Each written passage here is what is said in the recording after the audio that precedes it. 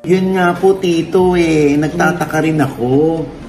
Hindi ko alam yun kasi unang-una, hindi pa ho kami nakikita ni Vico Soto. Nahinga ng reaksyon ang Eat Bulaga host na si Atasha Mulak patungkol sa kumakalat na balita sa YouTube kung saan may ilang mga vloggers sa kanilang YouTube channels ang gumawa ng content na 1 buwan na raw buntis si Atasha at si Vico Soto raw ang ama. Sa isa pang video ay sinabing niregaluhan raw si Atasha ng mamahaling sasakyan ni Vico para sa kanilang mansari. At bukod pa rito ay niregaluhan din ni Vico si Atasha ng mamahaling singsing. Ayon pa sa video ay boto raw ang pamilya ni Vic Soto kay Atasha. At ganun rin sina Aga Mulak kay Vico. Excited na raw ang mga ito sa kanilang magiging apo at inaasikaso na raw ang kasal ng dalawa. Upang malinawan sa mga kumakalat na balita, minabuti ng showbiz insider na si OG Diaz na hingan ng reaksyon si Atasha patungkol dito.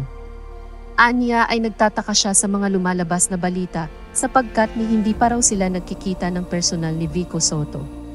Ang nakita pa lamang raw niya sa pamilya Soto ay sina Oyo, Danica at Christine. Kaya sobrang nagtataka raw siya sa mga naglalabasang balita. Pahayag ni OG Diaz, kinorner ko si Atasha. Sabi ko sa kanya, ano yung balita sa inyo ni Vico Soto?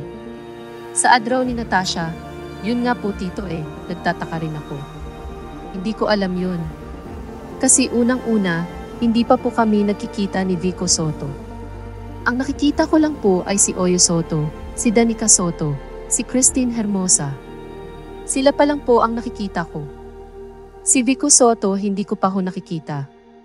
Kaya nagtataka ako sa mga naglalabasan.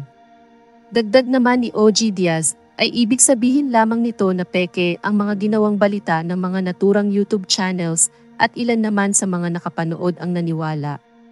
Usong-uso raw sa YouTube ang nag-iimbento ng balita na wala namang reliable source at ni walang pinagkuhanan ng balita. Binigyang diin ni OG na walang katotohanan ang balitang ito at gawa-gawa lamang para sa views.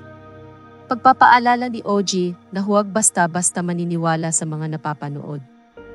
Pagpapatuloy niya, in other words yun pong mga pinanonood ninyo na kaagad-agad na napaniwalaan ninyong totoo, mga fake news po yun. Dahil usong-uso po yan sa YouTube. Yung mga nag-iimbento ng balita, usong-uso ho yan.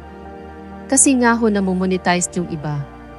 Tapos wala naman silang mga sources, tapos parang nagwi-wish pa sila ng bonggang-bongga dun sa dalawa.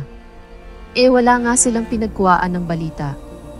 Kaya huwag ho kayong basta-basta maniniwala dyan ha.